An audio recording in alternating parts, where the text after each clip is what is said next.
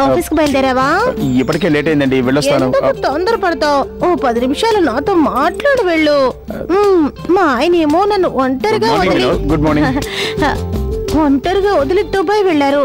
నువ్వు అర్థం చేసుకోవేంటి? మాట్లాడుకుందాం, బోర్ కొడుతోంది, అందుకే చెప్తున్నా. అర్జెంట్ గా వెళ్ళాలి, తర్వాత కలుద్దాం. వెళ్ళిపోయాడు. Hi sweet heart.